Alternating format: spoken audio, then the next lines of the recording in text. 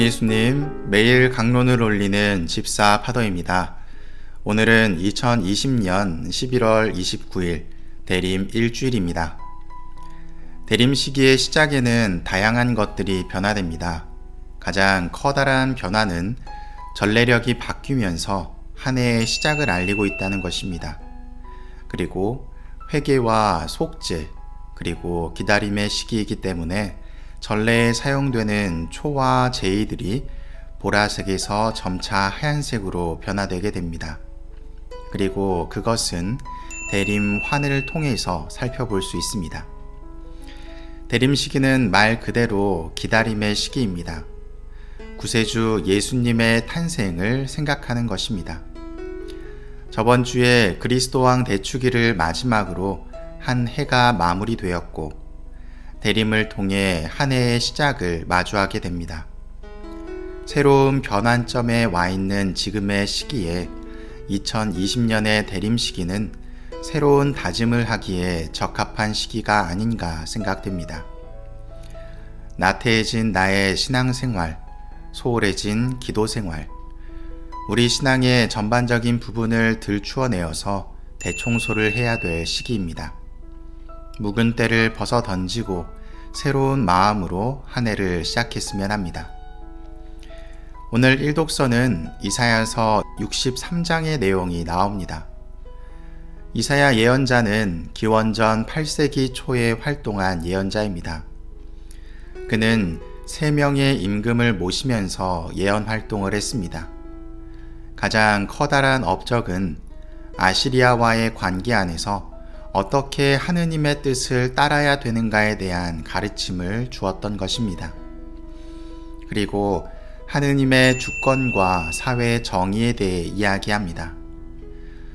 이후 바빌론 유배 시대인 기원전 6세기경의 내용으로 제2 이사야, 바빌론 유배 이후의 내용을 다룬 제3 이사야로 나뉘면서 유배 전과 중, 그리고 후의 상황에 대해 예언한 내용을 다루고 있습니다. 따라서 시대적인 분류를 보면 이사야서는 한 명의 저자가 쓴 것이 아니란 것을 알게 됩니다. 통상 3명의 저자가 기원전 3세기경까지 편집한 것으로 보고 있습니다. 오늘 나오는 63장의 내용은 유배 이후의 상황에 대해서 이야기하고 있습니다. 바빌론 유배지에서 키루스 칙령을 듣게 되고 고향으로 돌아가게 된 상황입니다. 그러나 그 기쁨을 다루기보다는 이루어질 것에 대한 희망으로 자신들의 감정을 표현하고 있습니다. 그러면서 과거에 대한 반성과 회개를 보여주고 있습니다. 오늘 복음은 마르코 복음 13장 33절의 내용입니다. 한마디로 표현한다면 집주인이 언제 돌아올지 모르니 깨어 있어라 라고 말씀드릴 수 있습니다. 잘 아시듯이 집주인은 예수님이시고 종은 우리들입니다. 종은 자신의 임무를 성실하게 수행해야 하는데 그것은 언제 돌아올지 모를 주인을 맞이하기 위해서 기다리고 있는 것입니다. 어쩌면 그것이 너무한 처사라고 생각할 수도 있습니다. 언제 돌아올지 알려주어야 그때에 맞춰서 기다리지 아무런 기약 없이 마냥 기다리라고 하는 것은 억지 아니냐라고 생각할 수도 있습니다. 하지만 그것은 주인과 종의 관계가 아니라 벗의 관계일 때 가능합니다.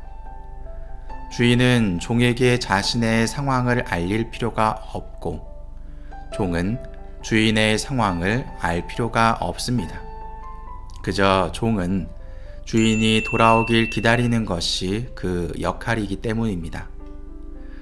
그리고 그렇게 기다리고 있는 종을 마주한 주인은 분명 커다란 기쁨 가운데서 그에게 상을 내릴 것입니다. 그래서 우리는 늘 깨어있는 삶을 살아야 합니다. 이러한 삶에 대한 결실은 하느님께서 만들어 주십니다.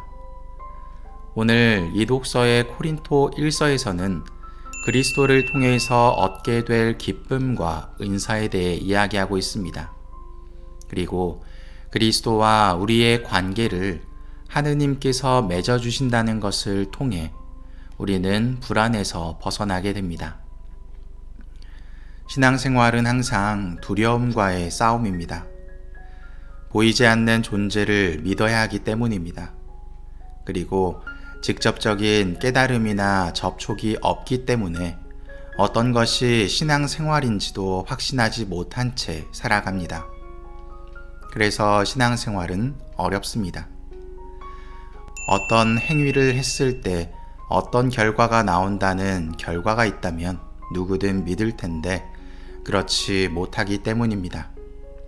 하지만 꾸준히 믿으며 신앙생활을 성장시킨 사람들은 내 삶에서 다가오는 눈에 보이지 않는 하느님의 이끄심과 그분의 사랑을 느끼게 됩니다.